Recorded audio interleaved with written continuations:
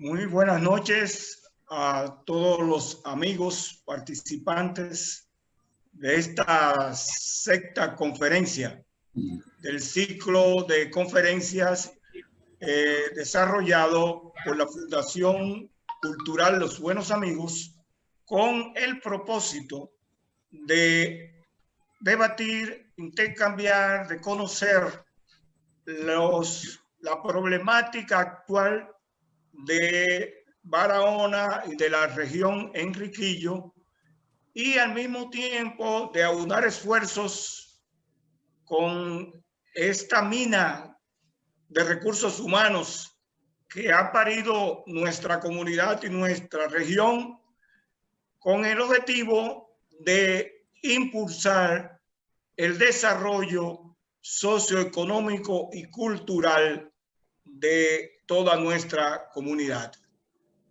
Esta noche tenemos un tema que efectivamente constituye, digamos, el eje nodal de lo que es la existencia de nuestra comunidad.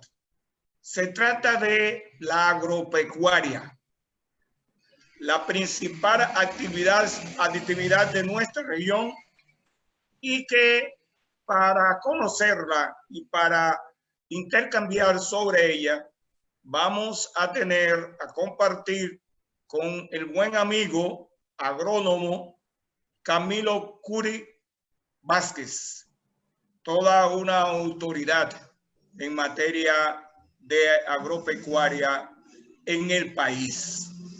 Nosotros nos sentimos muy regocijados de la aceptación que él ha tenido para exponernos esta noche ese tema, y al mismo tiempo queremos agradecer a todos ustedes por su continuidad, por su acompañamiento en este esfuerzo denodado que estamos desarrollando para impulsar a nuestra comunidad. Estos eventos, estas conferencias que hemos tenido, de seguro que constituyen una fuente de nutrición para nosotros poder abordar la solución de los problemas que nos aquejan. Y frente al anuncio de obras y de la atención a la comunidad de Barahona y a Barahona en sentido general que ha hecho el presidente de la República, pues nada más oportuno que este ciclo de conferencias que nosotros hemos tenido, y como digo, de donde saldrán o salen propuestas concretas para convertirse en proyectos de ejecución dentro de un plan de desarrollo de Barahona. Enhorabuena a todos ustedes, y les dejo con nuestro moderador para la presentación de nuestro conferencista de hoy. Bueno, adelante. Camilo Curis es un referente de la agricultura y el trabajo social de integración en Barahona. Y viene de una familia de larga data barahonera y además muy integrada a los problemas sociales. Recuerdo al doctor Jotin Curi, nuestro querido rector de la Universidad Autónoma de Santo Domingo, y también un referente social en la República Dominicana. Así que adelante, distinguido. Todos los micrófonos son tuyos. Bien, buenas noches.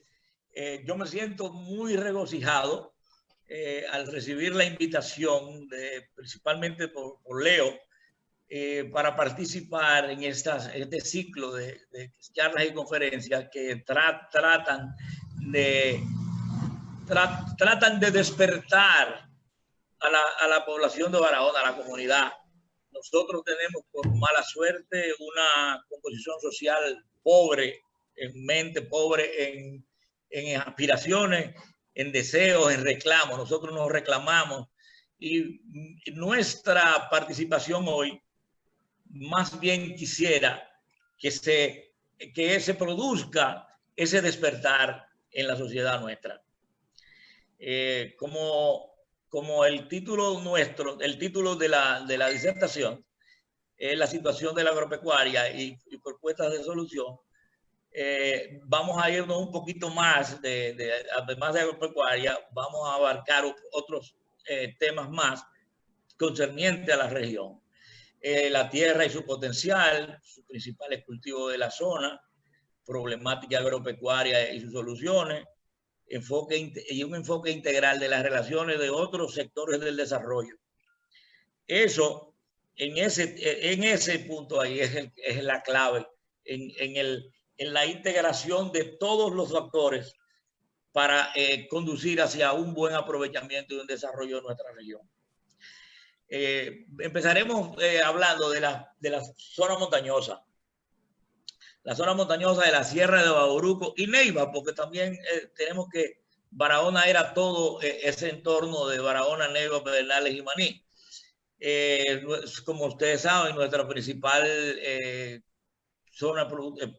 renglón productivo es el café. Materia prima que nos llevó, nos catapultó por su calidad en Europa, por las características de los suelos y la región, o sea, el terroir nuestro, el clima, suelo, lluvia, vientos, etc. El café ha sido azotado por una enfermedad muy grave que fue la roya, que diezmó su producción total y hasta las plantaciones. Además del café, yo entiendo que nosotros podríamos hacer uso de esas zonas con otros renglones productivos que no tienen ahora mismo el problema de la roya. Ya se han hecho, ya se han introducido nuevas variedades, los cuales van adaptándose y elevando un poco la producción. Como nosotros necesitamos que esa labor se continúe, una labor de sembrar el café, reforestación también.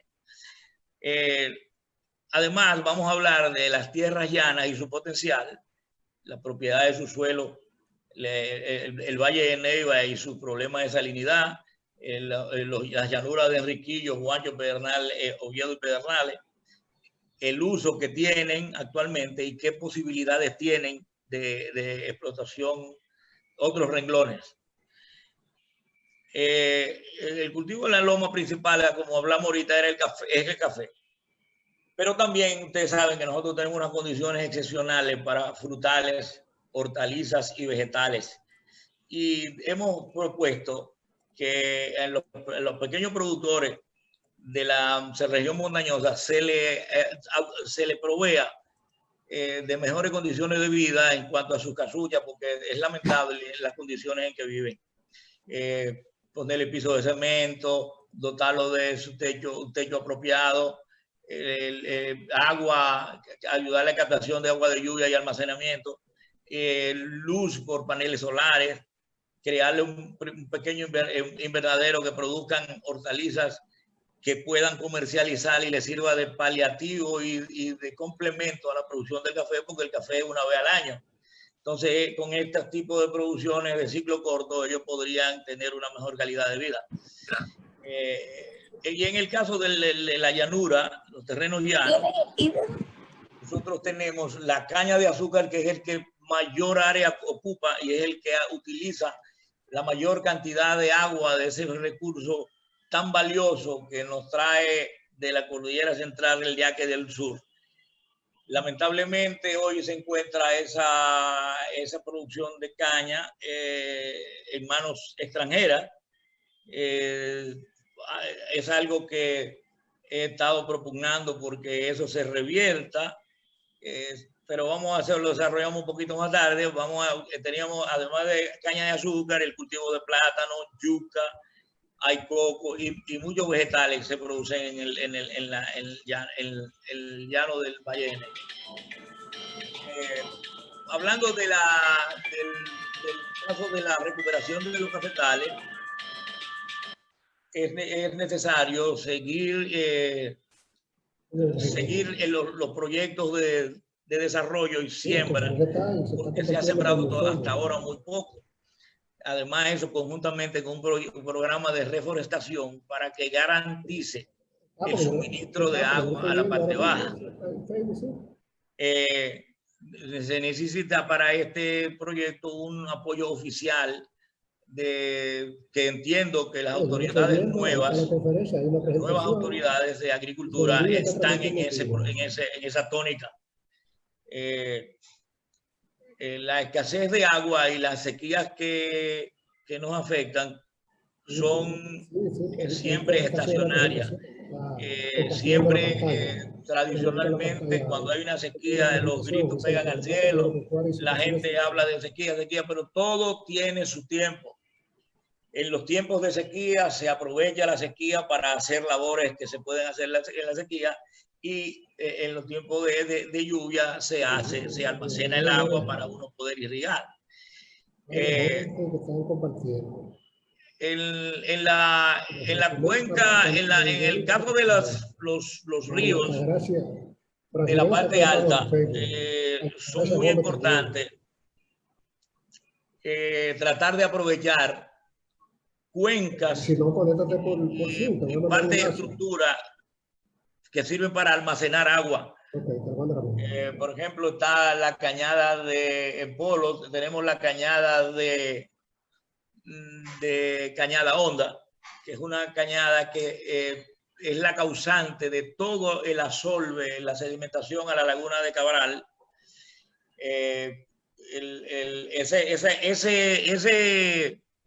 Ese fenómeno, represando esa cañada, habría una sedimentación y se reduciría la cantidad de sedimento que llega a la laguna de Cabral.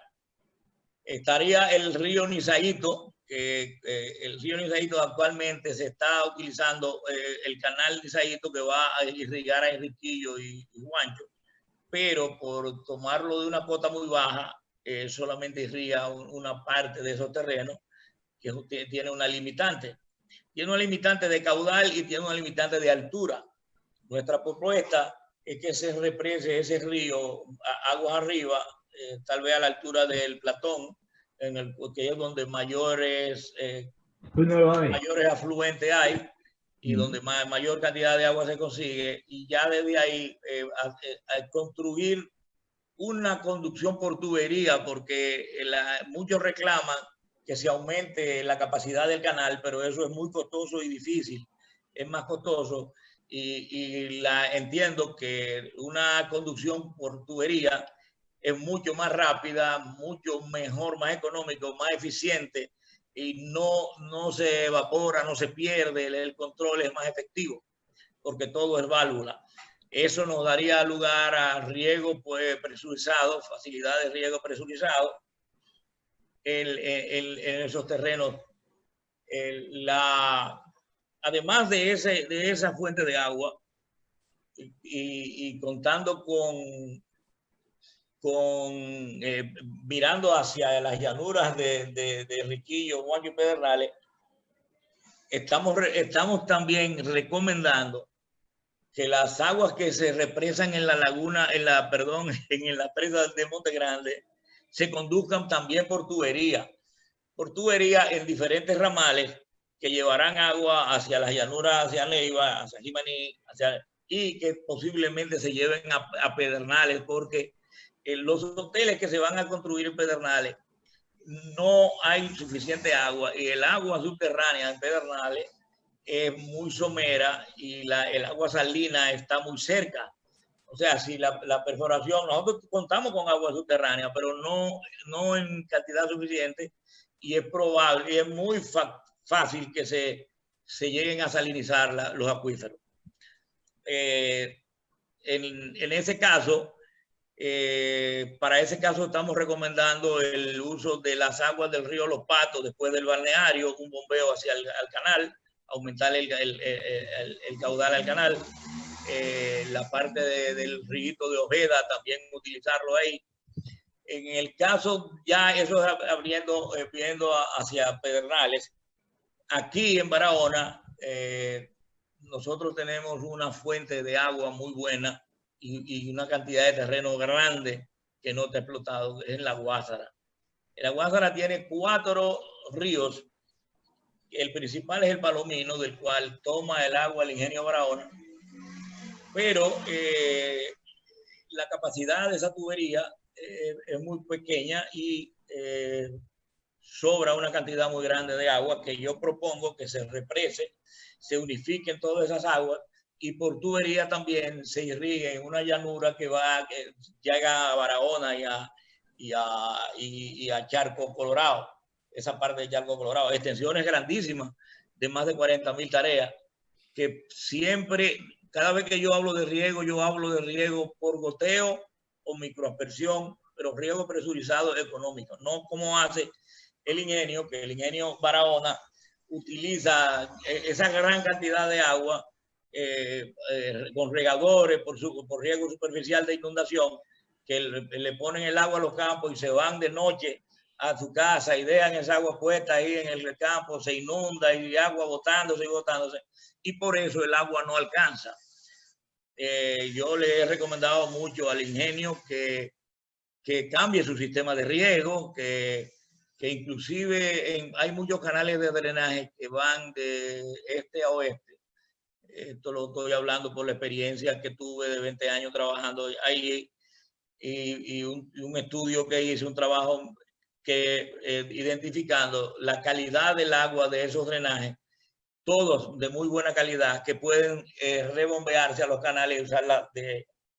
Pero en definitiva, lo que debemos tratar siempre es de que el riego sea por tubería y por goteo y microaspersión, o pivote central, que es automático y muy económico.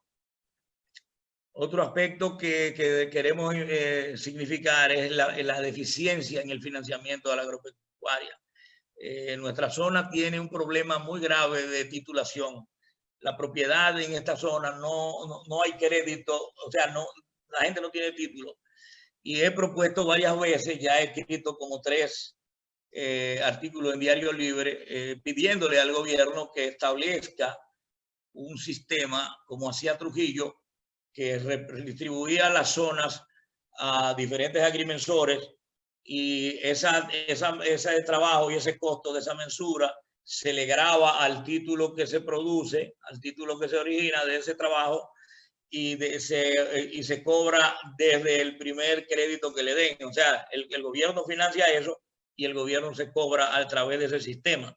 Ese sistema lo implementó Trujillo y dio un resultado magnífico. Las propiedades que hay aquí mensuradas, las que tienen título generalmente se hicieron en ese tiempo. Es algo fundamental para que el hombre del campo pueda tener financiamiento, acceso al financiamiento. En el mercado de seguros, nosotros tenemos, ahora se abrirá una nueva demanda, esas 3.000 habitaciones que se están planificando y se están iniciando a construir en Pedernales, es abre una demanda de productos agropecuarios como son leche, carne, vegetales, frutales, en la que nosotros podemos destinar toda esta producción hacia allá. O sea que tenemos nosotros que prepararnos con invernaderos y demás, siembra de frutales, porque sería muy bonito, muy triste, bonito no, muy feo, muy triste, el que nosotros sentados en el malecón nos pasen los camiones cargados de repollo, remolacha, zanahoria y todos esos vegetales para los hoteles de Pedernales que se produjeron, lo produce la Constanza. Eso sería una vergüenza muy grande. Nos moriríamos tal vez de tristeza. O sea que nosotros tenemos que ponernos las pilas. Barahona tiene que despertar. El futuro que Barahona es un futuro promisorio. Si esos hoteles se abren, eso es un mercado grandísimo de un consumo extraordinario. El problema del agua y su mala gestión. Yo recuerdo ahora la participación, la exposición que hizo Luis Carvajal el otro día, donde fue demasiado sensacionalista, demasiado, te diría, negativo, que dice que la gente, que el sur no tiene agua y que nosotros tenemos que salir huyendo de aquí, que tenemos que irnos porque ya nos llevó el diablo, porque la laguna de Cabral estaba seca. Sin embargo, de que él terminó de hablar, empezaron los aguaceros y se llenó la laguna de Cabral en la madrugada. Él terminó a las 7, a las 8, y en la mañana amaneció la laguna llena. O sea, a nosotros nos caen suficiente pluviometría, nosotros tenemos suficiente agua. Lo que pasa es que tenemos que admitir que somos malos gestores, somos malos administradores de ese valioso recurso. Y para ello yo propongo desde allá mismo, desde San Juan y desde la represa de Monte Grande, la conducción por tubería y el establecimiento de reservorios, o sea, almacenamiento de agua, embalses fuera de cauce, no en los cauces de los ríos, sino fuera de cauces, aprovechando una cantidad de cañadas que hay y formaciones geológicas en las que podemos almacenar grandes cantidades de agua para esos tiempos de escasez. Y eso puede venir a ambas márgenes del río, aprovechando esas situaciones, llevando esas aguas, almacenándolas, a la vez que también llevar el agua, como propongo, a la llanura de Pedernales, porque el problema de Pedernales, el agua no es suficiente. Pedernales no tiene agua ni potable ni para riego para mantener esos hoteles, y nosotros tenemos que tratar de suplírsela desde aquí. La presa de Monte Grande, se habla de control de avenida. Yo siempre he dicho que las presas solamente controlan avenidas cuando ya están vacías y se presenta el fenómeno. Pero cuando el fenómeno atmosférico se presenta y la presa está llena, hay que vaciarla. Y para eso está el cauce del río, que es un drenaje natural y la cual hay que irla soltando. Eso se prevé cuando se avecina un fenómeno de eso, pues se van soltando, se van desaguando para que ella tenga capacidad de almacenar la avenida que viene. Pero yo le voy a decir una cosa, las avenidas que yo conozco del río Yaque del Sur son repentinas y astronómicas. Son una cosa, es repentino, eso es una cosa. Ahora mismo en estos últimos aguaceritos ahí hubo lo que sucede es que estaba bien preparado, funcionó los túneles que hay de desvío. En cuanto al Valle de Neiva, que tenemos una situación de suelos salinos y sódicos, tenemos que exigir que el gobierno nos construya. Ya los estudios están hechos, los estudios de drenaje están hechos y de canales están hechos. Que nos construya los drenajes del Valle de Neiva para terminar la desalación de esas tierras. Esas son sales solubles. Mi experiencia en los trabajos del ingenio y más fuera del ingenio lo han demostrado. O sea, no es suelo salino, como dicen que esos suelos no sirven para nada, no. Esos son suelos muy ricos, son suelos profundísimos, suelos aluvionales de muy alta calidad, que tienen sales solubles que se pueden lavar fácilmente con agua. Entonces, para eso también nosotros podemos contar cuando se desagua la laguna, la presa que genera. Entonces nosotros podemos contar con la laguna de Cabral, que se encuentra hoy muy sedimentada, pero habilitándola, dragándola y profundizándola y construyéndole un muro a su alrededor, la podríamos habilitar para un contraembalse muy importante que puede almacenarnos agua por mucho tiempo. Ella ahora mismo se seca muy fácil porque está muy sedimentada y la lámina de agua es muy pequeña, y el calentamiento de este terreno nuestro es extraordinario y la seca fácil. Pero si la adecuamos, si la llevamos a su forma original, su profundidad original, y le elevamos 6 metros, un muro que venga de los cerros de Neiva, de Cristóbal y de Mena, los cerros de Mena a Cabral, y por el otro lado los cerros de Cristóbal y a La Lista, nosotros tenemos un embalse extraordinario que tiene una extensión muy grande y podría ser una solución perfecta. Además, todos sabemos que su función ecológica, la regulación del clima y su evaporación de humedad, hace mucho bien al clima de la región. Además de que es una fuente de pesca donde se cría muchísimo pescado y una fuente de vida a los pescadores de Cabral y eso. Entonces tenemos el caso del ingenio Barahona, que el ingenio Barahona tiene un sistema de riego obsoleto ya. En un momento fue el mejor sistema creado, bien estudiado, muy bien planificado, un sistema de riego y de drenaje muy bien hecho, pero ya la aplicación de riego, yo no digo el drenaje sigue funcionando, pero necesitamos que ese ingenio utilice su agua, pero lo utilice en forma de conducción de tubería. El dineral que eso gasta, que se consume del presupuesto del ingenio, casi el 70% de su presupuesto es en riego y drenaje, en mantenimiento de esas estructuras. Nosotros entendemos que debemos exigir ya que toda la agricultura del valle sea con riego presurizado, riego por tubería, que es el riego que es eficiente y que tiene un control por válvula muy fácil. Modernizar y eficientizar el riego.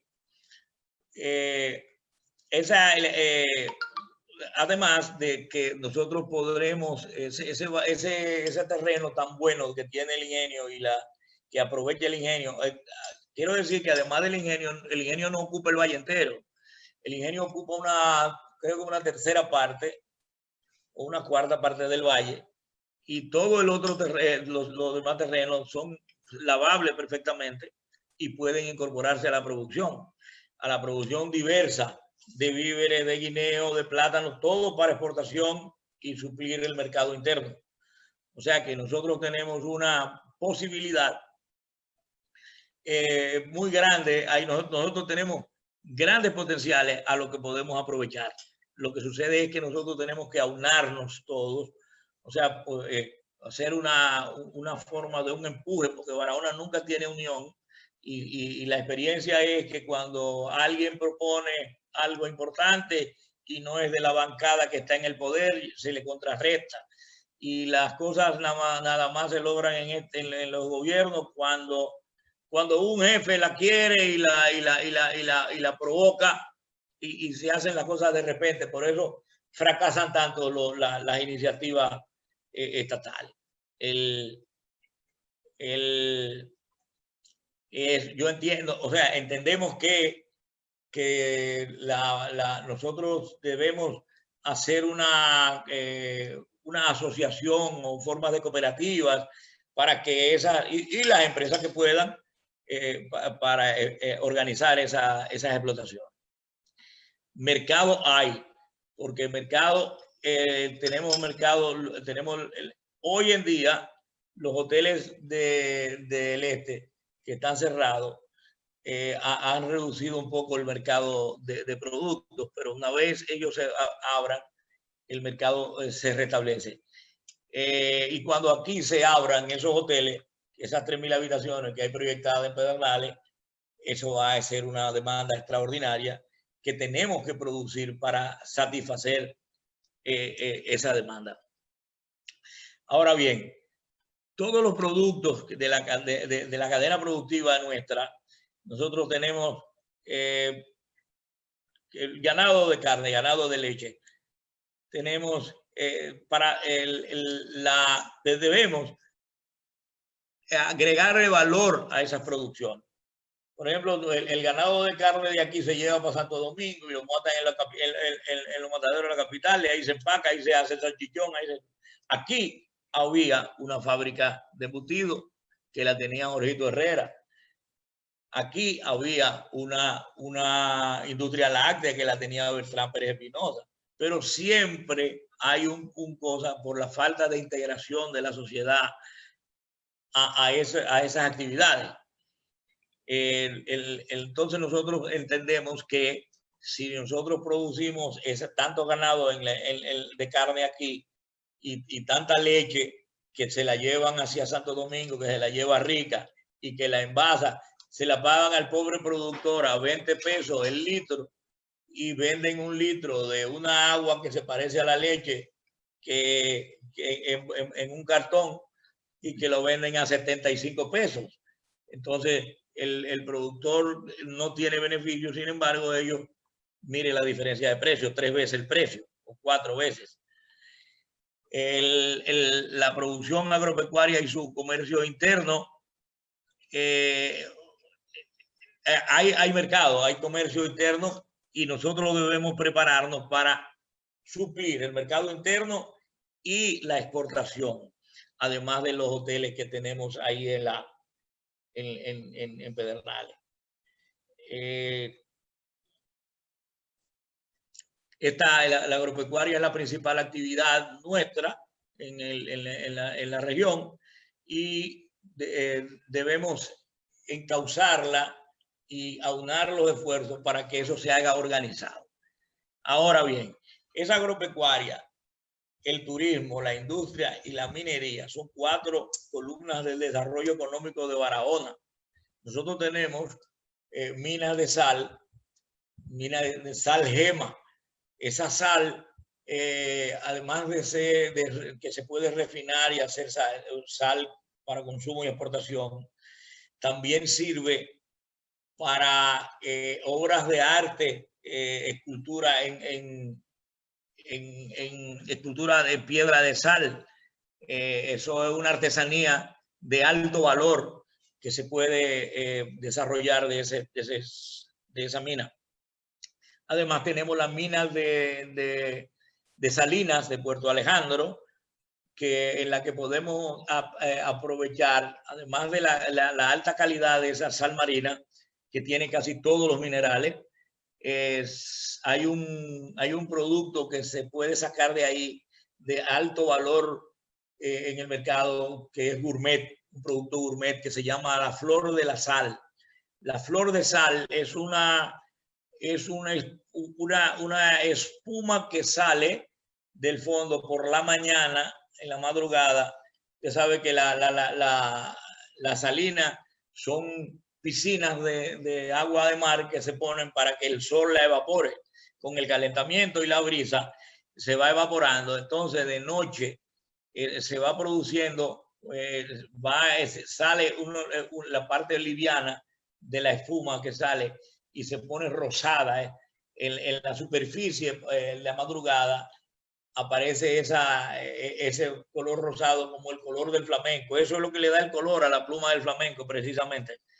En eso, aprovechando ese sistema que aquí no se aprovecha, eso se recoge toda la mañana y eso es un producto de alto valor. Eso tiene cotizado extraordinario valor. Aquí se vende los potecitos carísimos y se consume mucho en Europa. Tenemos la mina de yeso. Las minas de yeso aquí solamente la explotan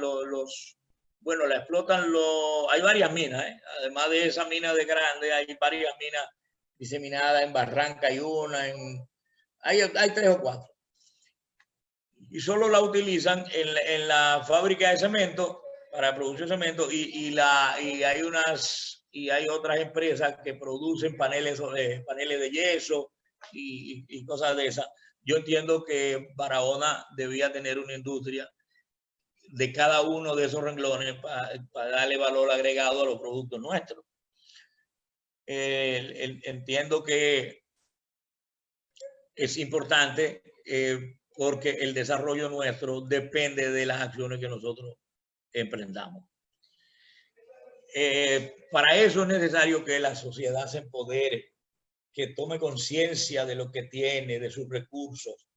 Nosotros hemos vivido todo el tiempo de espalda a lo que tenemos, a los recursos que tenemos, de que disfrutamos. Y hay un desconocimiento muy grande en la población, como que no se enteran de las cosas que nosotros, de los recursos que poseemos.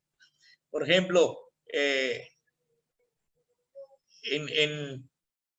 esa llanura, el cultivo, por ejemplo, de tomate industrial, de maíz, en el 1972, yo hice una siembra de tomate por Monte Grande, allá mismo donde está haciendo la prensa, si tú supieras.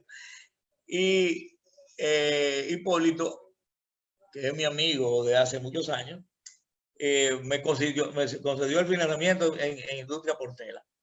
Y cuando nos sentamos a conversar sobre el tema, yo le decía que esa era Industrias Lindas, él era vicepresidente de Industrias Lindas y Industrias Lindas tenía la planta en Navarrete. Imagínense los kilómetros que había que coger de Asua a Navarrete. Entonces, él me decía, yo decía, pero ven acá, Hipólito, usted tiene que instalar una planta aquí, en Barahona. No, en Asua. Digo, no, Asua no es el centro. Donde está la zona cultivable de tomate, toda la región, es en Barahona. Recuérdate que está el Valle de Neiva. Me dice, coño, sí, Turco, es verdad. Vamos trata de mover ahí con la gente que tiene cuarto en Barahona. Yo me puse en contacto con Nene Guiliani, Américo Melo, Pao Toral, Pipito Lagares, que eran la gente, lo duro de aquí en ese entonces. Y le propuse la idea, nadie se motivó. Y encontraron gente que le dieron facilidades en Asua y la pusieron en Asua. Por eso es que yo digo que Barahona siempre fracasa, nunca le tiene éxito en lo que sea, porque no hay unidad. Por ejemplo, ustedes recuerdan lo que era la fábrica de cemento de Barahona. Nosotros tenemos todas las condiciones para una fábrica de cemento de primera, cemento blanco, cemento. Sin embargo, eso no se pudo dar. ¿Por qué? Porque las 4 personas que mencioné anterior querían que el gobierno se las hiciera, se las regalara. Y Balaguer dijo que no podía hacer, que cuál era el sacrificio de ellos. Entonces nosotros entendemos que Barahona debe unificarse y reclamar como una sola voz las infraestructuras y las obras que necesitamos. Eso es importantísimo. Además, hacer las cosas con objetivo, bien objetiva, y concretamente las soluciones bien planteadas. De todo esto que yo he hablado, ustedes se preguntarán, en una pandemia como esta, la crisis que hay, dónde están los cuartos, que Camilo está loco, porque cada vez que yo hablo de ese sistema de riego, yo pongo el ejemplo del gran río artificial de Libia, que Gaddafi, con todos esos cuartos que tenía de allá del petróleo, desarrolló y sembró y reverdeció el valle. El desierto.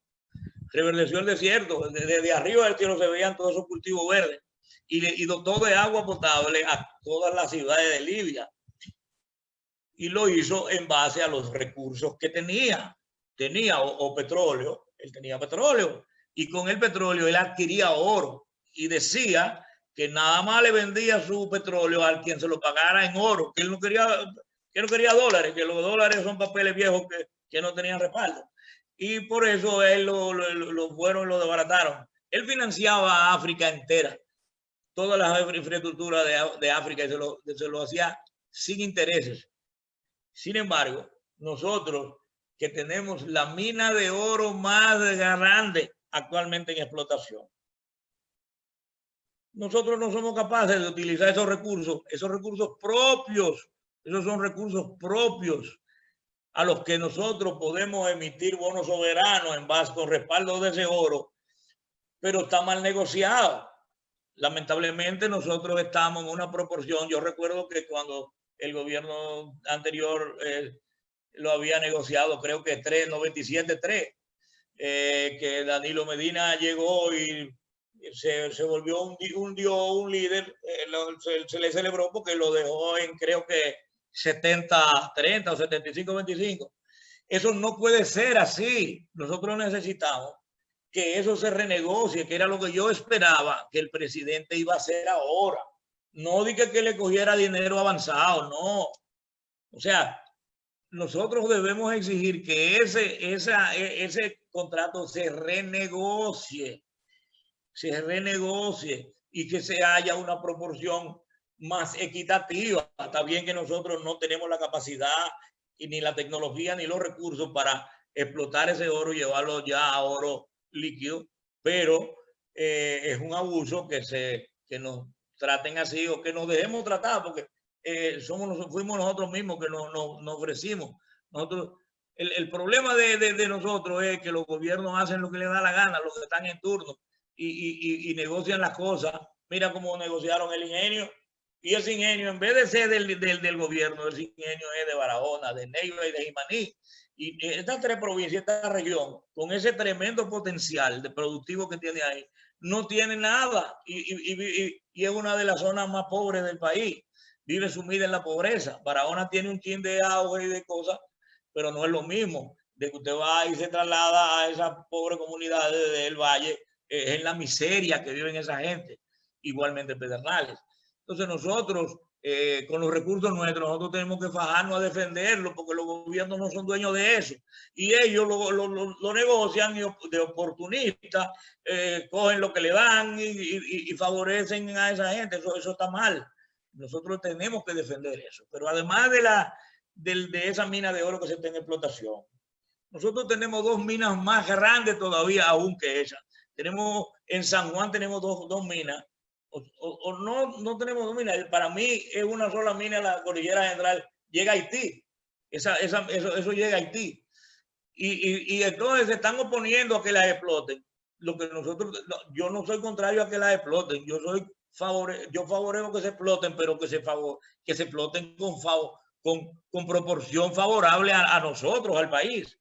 Oye, tú sabes el dineral que es ese. Nosotros podemos emitir bonos en base a eso y hacer proyectos que sea, cueste lo que cueste, porque nosotros tenemos que desarrollarnos y salir de su desarrollo sumido en la pobreza que estamos.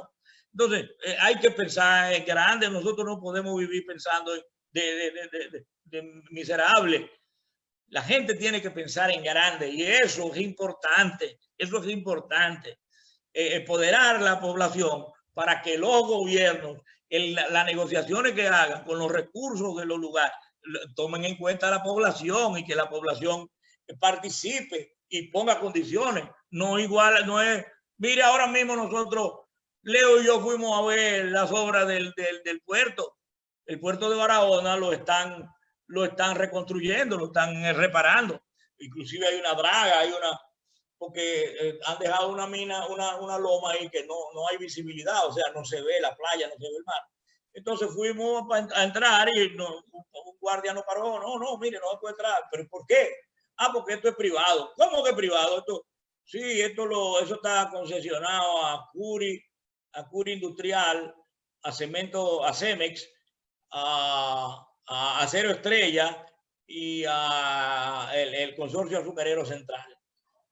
Entonces, nosotros no somos dueños de nada. O sea, ¿cómo es posible que los gobiernos estén negociando las cosas, los potenciales que uno tiene, los bienes, y a espaldas de la población? Eso no es posible. ¿Quién anunció eso? ¿Quién lo sabía? ¿Cuándo se propuso? Entonces, esa forma de privatización no está buena. Yo no veo eso bien. Entonces, nosotros tenemos que participar y defender nuestros recursos. Yo quisiera dejarle estas reflexiones para que ustedes la piensen, la valoren y puedan hacer, bueno, y vamos a abrir una sección de preguntas y respuestas que sería interesantísimo, porque yo sé que me van a aportar ideas nuevas y surgirán buenas soluciones. Alicine. Muy bien, excelente, Camilo. La verdad que usted domina esos temas de maravilla. La gente está contenta con la presentación. Aquí tengo un comentario. Estamos de acuerdo con la ganadería de carne. Los dos centros de producción, tanto de carne como de leche, son Enriquillo y Duvergé. Ahora que el lago está dejando las tierras que ocupó, lo urgente son los caminos vecinales. Jimaní claro. e Independencia. Sí, sí. Un comentario que hace uno de los participantes, Mercía de Mercedes. Precisamente, se me quedaron los caminos vecinales, es cierto. Los caminos vecinales son una infraestructura importantísima al desarrollo, tanto en la montaña como en el valle. Y la ganadería de carne y de leche inclusive está distribuida, porque en Enriquillo también hay ganadería de leche. Y es muy importante el señalamiento de él. Muy bien, aquí hay una pregunta que te hacen. Sí. ¿Cuál es la empresa industrial privada que está aportando más beneficio a la ciudad de Barahona? ¿Cuál es la empresa privada? Industrial que está aportando más beneficio a Barahona. Bueno, que yo sepa, las industrias que hay aquí solo aportan los empleos. Por ejemplo, tenemos a Curi Industrial, que hace bloques, fabrica bloques, produce arena. Tenemos a Cueva, Pérez Cueva, que produce también dedicado a eso mismo. Creo que Jeremías está por eso, o lo dejó. Bueno, entonces el Ingenio Barahona, que es nuestro buque insignia, es la empresa más importante que tiene esta región. Está en manos extranjeras, está alquilado. Y lo último que supe fue que Danilo Medina le puso 30 años más a su arrendamiento. Inclusive vi declaraciones de Bernal, el presidente del Consorcio Azucarero Central, donde dice que están consiguiendo más tierras, han conseguido en Angostura, que son tierras desarrolladas con dinero del Estado. El Estado ha desarrollado eso con pozos tubulares en Angostura, que era un proyecto agrario que había. Tenemos el proyecto de Aguacatico, que bien lo conoce Leo, hizo un canal allá, el Aguacatico y San Ramón. Ahí hay 6.500 tareas que estaban irrigados por goteo. Y esa gente se lo arrendaron, el IAD se lo arrendó para ellos mantenerlo cerrado, porque ellos alegan que si esas 6.000 tareas se explotan, el agua que utilizan le hace falta a ellos para la caña. No es así, no es así. Ellos lo que tienen que hacer es hacer un uso eficiente del agua que utilizan.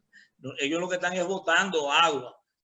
Entonces, además, ellos están pretendiendo irse al proyecto Nisaíto, que está en el Valle de Enriquillo, que hay 23.000 tareas que se dotaron de riego por goteo, con unas lagunas grandes y un sistema de riego por goteo, que ahí se cultiva plátano. Esa gente está viviendo en la mejor forma que nunca habían vivido, con la producción que tienen allá, lechosa, plátano, yuca, una producción extraordinaria. Entonces esta gente van ofreciéndole que la van a arrendar, o sea, al Instituto Agrario Dominicano, para ellos sembrarlo de caña. Pero ven acá, eso es imposible, nosotros no podemos. ¿Cómo es que nosotros estamos? Entonces, el Ingenio Barahona le paga salarios muy bajos a los dominicanos que trabajan ahí. De Barahona ahí trabajan unos cuantos en la oficina así, y los otros son obreros infelices. Todos los puestos ejecutivos y de alto salario de ahí, que ganan $10,000 en adelante, son extranjeros. Y los accionistas dominicanos, que son los que legitiman la parte dominicana, los que están ahí. Los Bigonis, no recuerdo, y los hijos de Milo Jiménez, que están metidos en eso. Entonces, yo no veo cómo una empresa de esa categoría, que puede aportar desarrollo, que puede aportar al desarrollo de Barahona, Neiva y de Jimaní, que no hace absolutamente nada, no contribuye en nada, ni obra ni nada. Cuando era del Estado, era mejor que los administradores hacían por política, siquiera hacían obra en los diferentes sectores. Esta gente no hace nada. Eso es algo que la sociedad tiene que ponerse en órbita. Y lo peor es lo peor es que los funcionarios de Barahona, los funcionarios, las autoridades, son complacientes porque que le dan, y los periodistas están comprados toditos. Todos los periodistas están comprados. Y tú lo oyes hablando disparate de los bienhechores que son esa gente, de lo bien que hacen, que esa es la mejor empresa. Eso no podemos vivir así, señores. Eso es un crimen social a una región que es pobre, que se está muriendo en la pobreza. Camilo, hay una pregunta aquí. ¿Es posible producir caña en la sierra? Sí. ¿Cuáles son las zonas a reforestar? Ok, bien. Nosotros tenemos dos cordilleras al lado del Valle de Neiva, está en la Sierra de Neiva y está la Sierra de Bauruco. Las dos cordilleras, la mayoría, están desnudas de los bosques, porque la agricultura nómada, la agricultura el conuquismo, para sembrar bichuelas, ellos tumban y queman, entonces eso desnuda la tierra, la erosión acaba, se lleva la capa vegetal, quedan las piedras, entonces eso por suerte, hay una hierba que se llama gordura, dicen Milinis minutiflora, que es una hierba aceitosa, que característica de polo, que tiene un olor especial y que florece morado, rojo, y que en tiempo de diciembre se ponen las lomas rojas. Por suerte, esa hierba retiene un poco la erosión. Pero nosotros tenemos una gran proporción de esas dos cordilleras o sierras que están deforestadas. Y nosotros podemos desarrollar un buen vasto programa de reforestación. La parte que puede ser en desarrollar en frutales y café y la parte inmaderable. Eso es un proyecto importantísimo. Otra pregunta que hay aquí. Perdón, me preguntó de la caña. Sí. La caña, quiero hacerle un poco de historia. La caña, antes de que Trujillo comprara Los Ingenios, se sembraba en todas esas montañas. Precisamente ese fue otro factor también de deforestación. Sembraban caña. Entonces, en Polo y en Neiva y todas esas partes se sembraba mucha caña. Esa caña, había mucho trapiche. En la finca de nosotros en Polo, por ejemplo, yo tengo allá como 5 o 6 pailones de hierro fundido en los que se hervía el jugo. Se hacía un fogón abajo, ahí se muele la caña, el jugo de caña ahí, entonces se hervía el jugo, se le evaporaba el agua y entonces quedaba la llamada raspadura, que se le debe su nombre a que tenían que raspar el fondo a los calderos para quitarla, y por eso le pusieron raspadura. Hoy en día eso se llama panela. Qué bueno que me lo preguntaran, por eso quiero que la interacción de ellos. La panela hoy en día tiene un mercado extraordinario con un precio superior, pero muy superior. El azúcar cuesta, cuando es en mercado preferencial, cuesta 11 centavos de dólar la libra. Una libra de panela, que es el azúcar integral, todo el jugo de la caña, solamente evaporándole el agua. No, ahí no se saca melaza, ahí no se saca nada. O sea que es una proporción mucho más grande del jugo de la caña que se logra.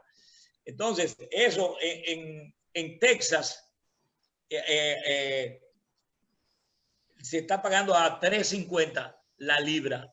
Y en Europa, Italia y Francia, que son los principales consumidores, están a 4 euros la libra de panela. Ahora bien, el mayor productor del mundo es India y es un proceso simple de producción. India es el mayor productor del mundo, pero la consume toda. El mayor exportador es Colombia. Colombia está incorporando tierras cada vez más a la producción de caña, precisamente para la producción de panela. Y es más, voy a darle una noticia importante. Hay una familia en Colombia que tiene ingenios azucareros, que a través del proceso de elaborar la panela logró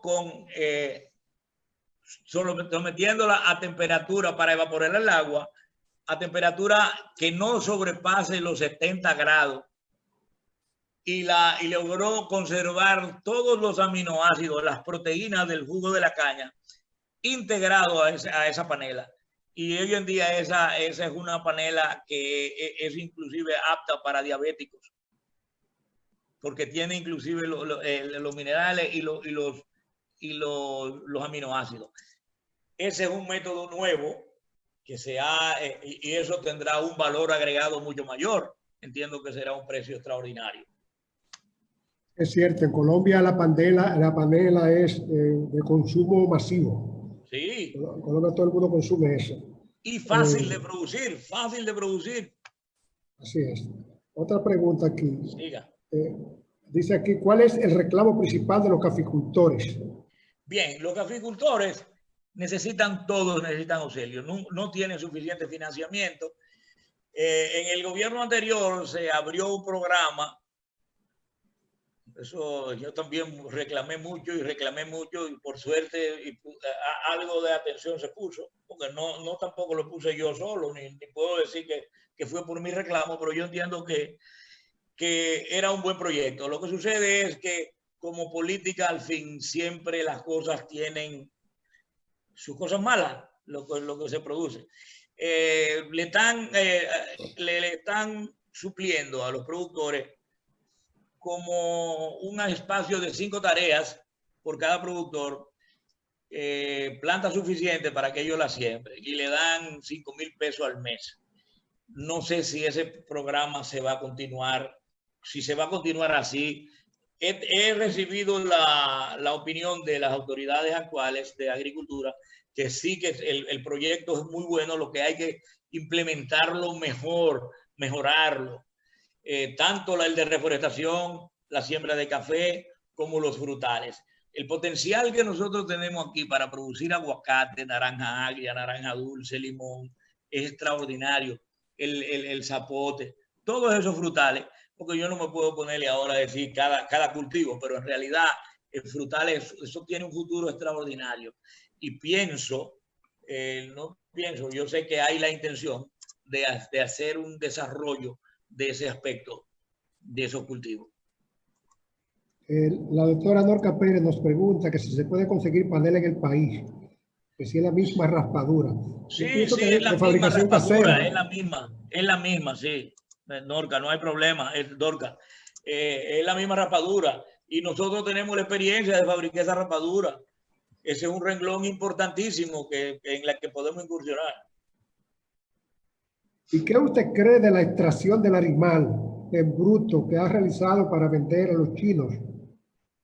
Bien, yo conozco bien eso porque está cerca de mi finca y interactúo con ellos permanentemente.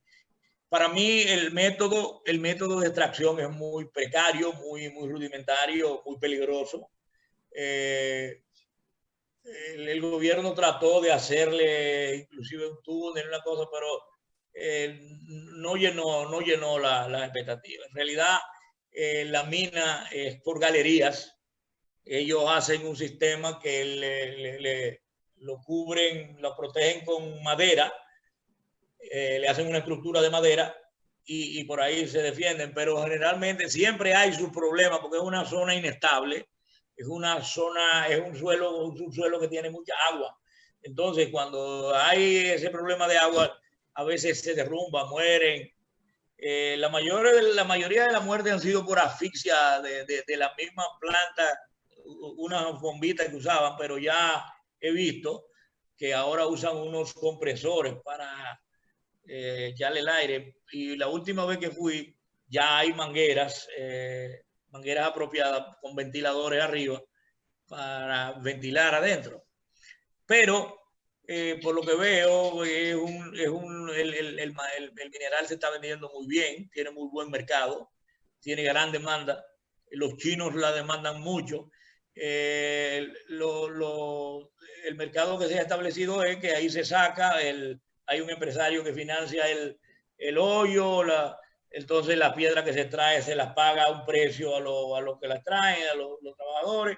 Entonces se lo vende al por mayor a a comerciantes o también a gente que elabora prendas. Ahora, bien, ¿qué es mi opinión? Que esa fue la tesis de mi hija Nadime.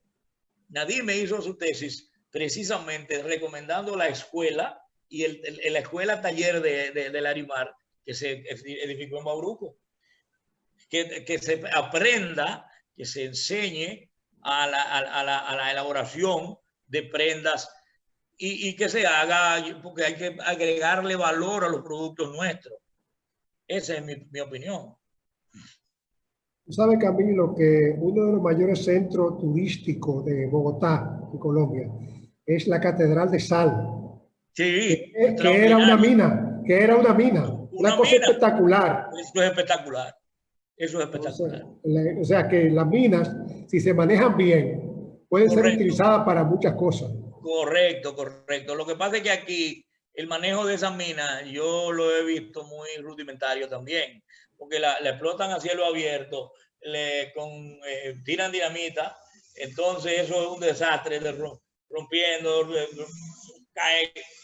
Y la mayoría, cuando llueve, cuando ocurren esos torrenciales, hay que ver esos canales como van llenos de agua salada hacia el lago Enriquillo. O sea, eso de ahí caen al canal de Cristóbal. ¿Cómo podemos estimular la voluntad de la gente y la inversión del capital? Yo pienso que esa pregunta está referida a lo que tú decías de los empresarios barahoneros. Es que yo nunca... empresarios que inviertan en Barahona va a ser muy difícil, ¿no? En mi opinión, Barahona tiene muy poca gente que sea emprendedor. Por ejemplo, un joven que se sacó, dicen la loto, una vez en Tamayo, se hizo unos edificios, emprendió en agua sureña y en el supermercado.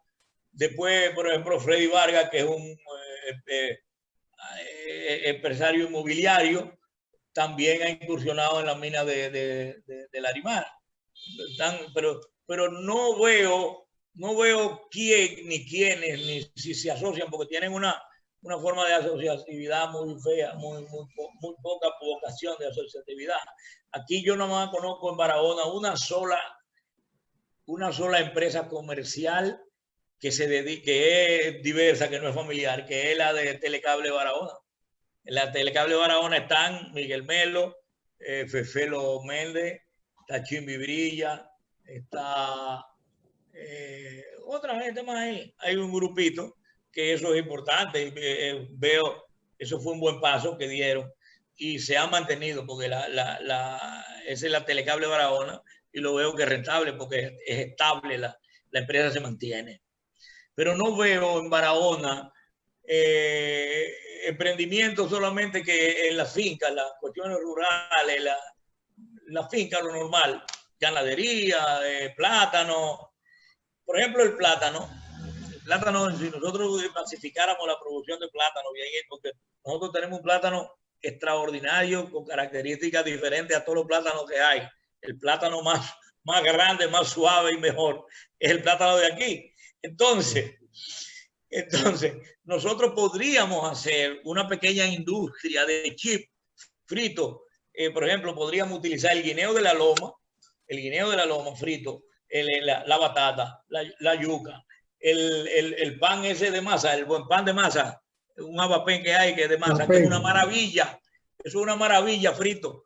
Entonces, son cosas que creo que con poco capital podría hacerse. Lo que hay que procurar es establecer las plantaciones.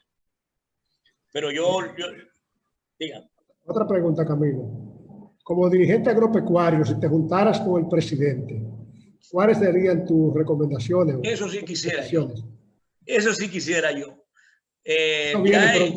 Inclusive, ya él anunció que viene para Barahona. Y yo quisiera que la Fundación Los Buenos Amigos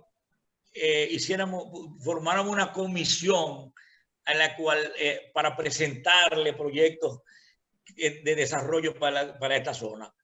Lo principal es el agua, esa presa de Monte Grande, conducción de agua por tubería, irrigación. nosotros, si nosotros seguimos desperdiciando el agua, no importa que tengamos presa, nosotros nos vamos a echar para adelante, no vamos a tener cultivo, nosotros vamos a dañar nuestro suelo, se va a ir todo al carajo. Nosotros tenemos que, en primer lugar, educar a los productores agropecuarios, pero también tenemos que la obra de infraestructura de conducción de agua sea por tubería, porque la tubería es la eficiencia del uso del agua. Se controla, se puede aumentar la velocidad, tú puedes llevarla a cualquier punto. ¿Por qué? Porque tú tienes una altura, de donde tú la tomas, esa es la altura que tú puedes llegar al final. No es como el canal, que si tú la tomas ya y si bajaste al suelo, ya te fuñiste, ahí no baja más. Ya el canal es limitante en eso. Además, no puede tener una pendiente más de 1 por 1000, porque si no, se erosiona y se destruye, porque no le puede llevar un agua muy veloz en el canal. Entonces, hay que hacerle una cantidad de meandro y curva para tumbarle la pendiente, que eso no tiene madre. Entonces, es una construcción costosa porque lleva mucho movimiento de tierra, muchos puentes de canal, muchas cosas. Que tubería, usted lo que tira es derecho por ahí es que va y por ahí se fue. Y llega rápido porque usted le pone velocidad. Ahora, por ejemplo, se le deja el mantenimiento en tubería, es de fogue, es valvulería, que se limpia sola. Entonces, es algo que hay que metérselo en la cabeza, porque todo el mundo, yo vengo hablando de eso, yo me gradué en el 69 y me duele la garganta de recomendar el sistema de tubería. Y todo el mundo me dice lo mismo, Camilo, pero que eso es muy costoso, eso es muy costoso, eso es muy costoso. Yo tengo una expresión, que ningún proyecto de desarrollo, de infraestructura de desarrollo, es costoso. Todo lo que se necesita de infraestructura de desarrollo y de producción, paga su fruto, lo paga. O sea, para el desarrollo no hay eso es caro, eso es caro, eso es caro. Y es una mentalidad lamentablemente pobre de nosotros. Pero no es de Barahona nada más, no es Barahona, es el país entero. Yo estoy hablando de los agrónomos y la gente que bregamos con agua. Todito, no, que no es muy costoso, eso no es costoso nada. Costoso es, aquí está Leo, que es ingeniero, que sabe lo que es eso que yo estoy diciendo, los movimientos de tierra y eso. No. Danilo, ¿por qué Danilo Medina autorizó que se exportara Larimar a granel a China y otros mercados, en lugar de producir artesanías locales de Larimar, para lo cual se debe buscar asesoría técnica internacional?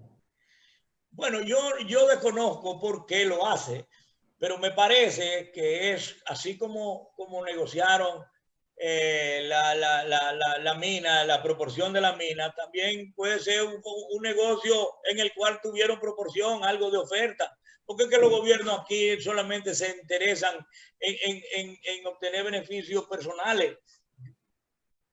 Eso es básico, eso es un principio eso es la lógica, te dice a ti que si tú produces un artículo, por ejemplo, los cafeteros deben tocar su café todito y producir. ¿Para qué? Para agregarle valor a su producción. Yo estoy de acuerdo que todo el que produzca lo que sea, le agregue el valor y se lo saque hasta el máximo. Y que en la cadena de comercialización se lo lleve, si es necesario, hacer una cadena que él pueda llevárselo hasta el consumidor final.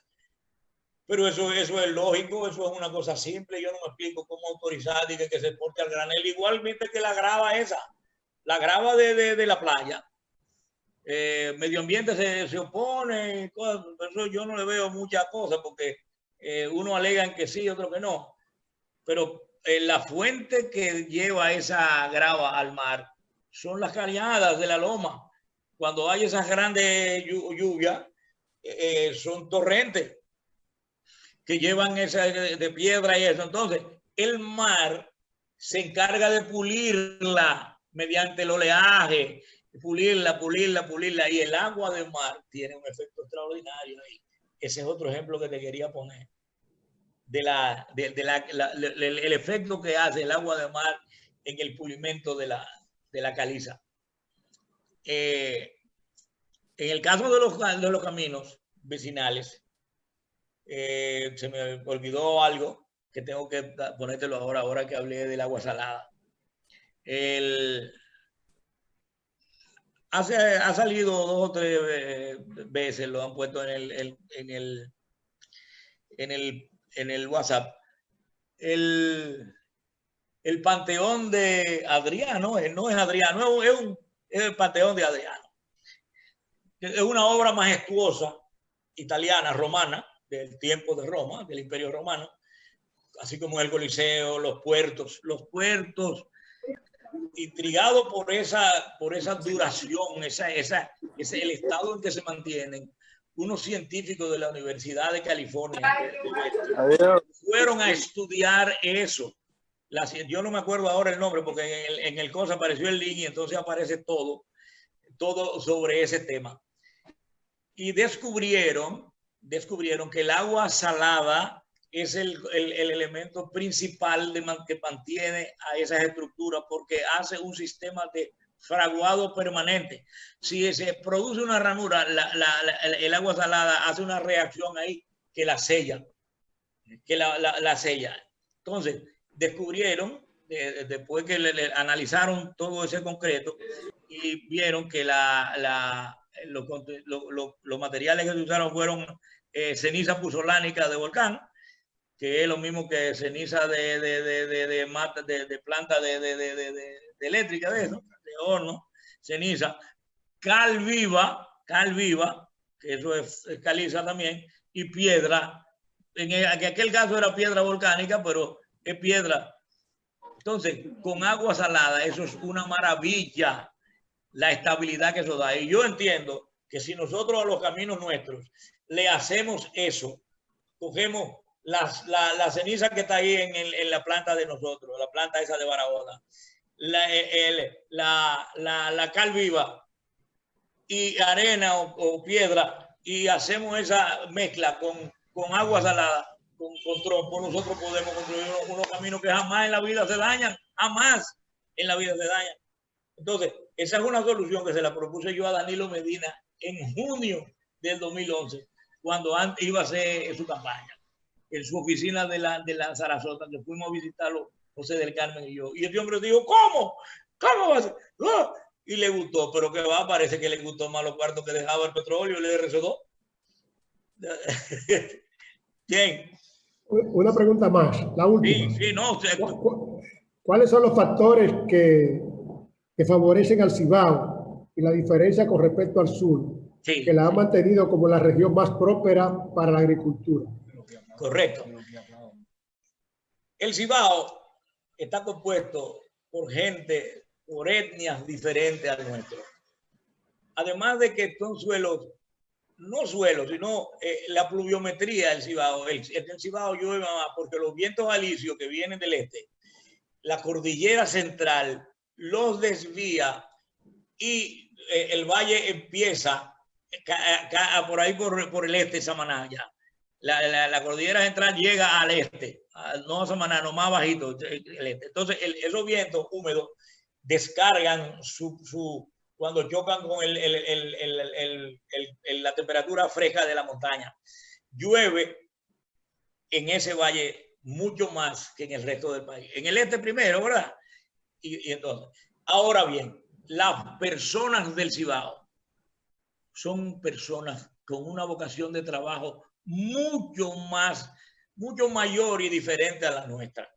Nosotros tenemos un componente haitiano muy fuerte en nuestra composición racial, en la composición social nuestra. El sureño es poco, inicia poco, tiene poca, yo no sé si decirle bruto, yo me siento mal porque yo en mi región, pero adolecemos de eso, no hay iniciativa. Fíjate que en el Cibao hay prácticas agrícolas, pero un desarrollo extraordinario. Antes, cuando nosotros nos fuimos a estudiar, nosotros nos fuimos en el 69, en el 67, 66, nosotros fuimos en el 66 de aquí. Y Barahona todavía tenía el auge de la meca.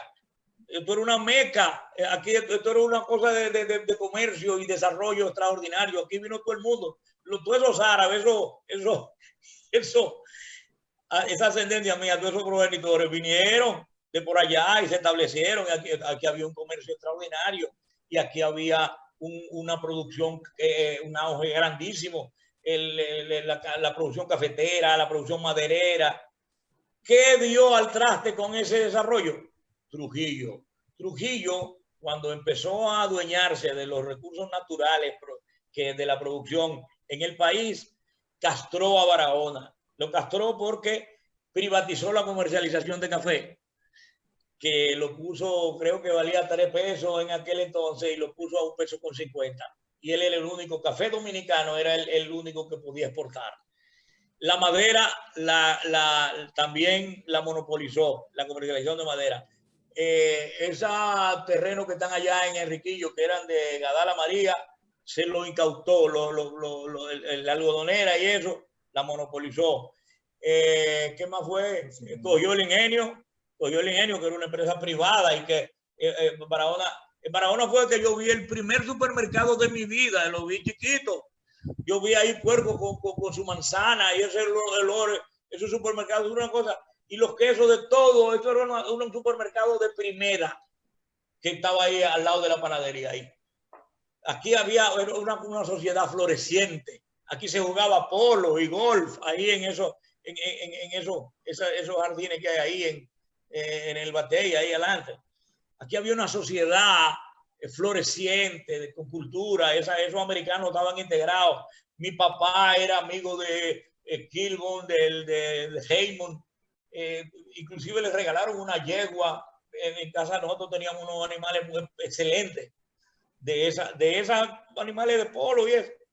Oh, pero vino Trujillo y compró esa vaina y lo sembró de caña, mi hermano. Lo sembró de caña. Todo eso que usted ve ahí al lado de la carretera de Batey, todo eso. De ahí hasta allá lo sembró de caña. Todo eso lo sembró de caña. Todo. Pues, ¿cómo? Entonces, entonces, ¿qué pasó? Al él coger los ingenios, prohíbe la siembra de caña y la elaboración de rapadura. Porque aquí lo que se comía era rapadura. Aquí nadie usaba azúcar. El azúcar para aquí, de lo que producían los americanos, era para exportación. Entonces, la rapadura era lo que endulzaba a todo el mundo. Todo el mundo usaba rapadura. Nadie usaba eso de azúcar en polvo y en grano, no. Era raspadura. Entonces Trujillo prohibió la rapadura. Prohibió y hasta mataron a gente. Y en Neiva, por allá, mira. ¿Qué sucede? Eso acabó. Eso fue también otra cosa de la economía. Acabó con la economía. Había que comprar azúcar obligatoriamente de los ingenios de Trujillo. O sea, Trujillo acabó con la iniciativa privada de Barahona. Entonces, Barahona se quedó ahí, mire, ha sido un retroceso. Barahona ha tenido un retroceso. Del 1956 para acá, Barahona ha venido retrocediendo. Así, bueno, cosas que hacen los gobiernos. Pero Barahona yo no veo ninguna empresa. La zona franca que se establecen ahí, que dan empleo. O sea, nosotros, yo me avergüenzo porque en realidad yo con mis inquietudes y viendo la posibilidad y la factibilidad de que se desarrolle algo, no hay identidad. Barahona es lamentable. Y entonces todos nuestros cerebros están fuera, porque nadie se va a quedar aquí a morirse, porque que tú no tienes posibilidad de desarrollar un negocio, porque esto aquí, lo único que aquí prospera es la droga y ron y perversidad. Entonces, todo el mundo se va de Barahona. Mis hermanos todos viven en Santo Domingo, vive Camilo aquí nada más. Me he quedado porque tengo un mandado de tierra ahí. Pero sigue Eladio. Bueno, Camilo, desde programarte como ministro de Agricultura hasta pedirte como el primer presidente barahonero. Ay. Todo esos comentarios, para que tú veas la fortaleza de los comentarios que han hecho sobre tu exposición. Qué bueno. Realmente la gente está contenta con tu exposición, que ha sido muy interesante y están felices con todo lo que tú has comentado, con todo lo que tú has dicho aquí. Un gran aprendizaje. Tú has mostrado que realmente eres una persona que conoce el territorio esa región Enriquillo, Gracias. que te la sabe de memoria y que realmente eres un experto en eso. Así que estamos muy agradecidos de ti, de tu conferencia y de las relaciones que tú tienes con nuestro presidente, León Mercedes, lógicamente también. Muchas gracias, Camilo. ¡Qué llavadura! Ahí está. Hay una llavadura fuerte ahí. Bueno, quiero anunciarle a todos los amigos y compañeros que están acompañándonos en esta conferencia de hoy, que nuestra próxima conferencia será con el doctor Reinaldo Peguero. Reinaldo Peguero es el director ejecutivo del Plan Estratégico de Santiago. Queremos ver cuáles son las mejores prácticas de los ibaeños. Una pregunta que hacía el hermano Radamés Castillo sobre ese tema. Y va a ser nuestra próxima conferencia. Además, vamos a tener dos comentaristas nuestros de los Buenos Amigos. El presidente de los Buenos Amigos, el ingeniero Leonardo Mercedes, y nuestra querida amiga, abogada y también miembro de la Fundación de los Buenos Amigos, Dalia Félix, abogada y comunicadora, que van a estar como comentaristas en la próxima, que va a ser una especie de panel que vamos a hacer para conocer las mejores prácticas del Plan de Desarrollo de Santiago. Es importantísimo que nosotros copiemos, o sea, que nos ayude en verdad. Así Perfecto. que seguimos aquí marcando tendencia desde los Buenos Amigos. Muchas gracias de nuevo, Camilo. Muchas gracias a todos los queridos amigos que han estado conectados a esta conferencia. Muy bien. Nos vemos en la próxima. Gracias a todos. Perfecto. Gracias, todo bien. Qué bueno que le haya gustado. Le agradezco de eso que le haya gustado. Muchas gracias. Nos vemos, Camilo. Ok, bien, Eladio.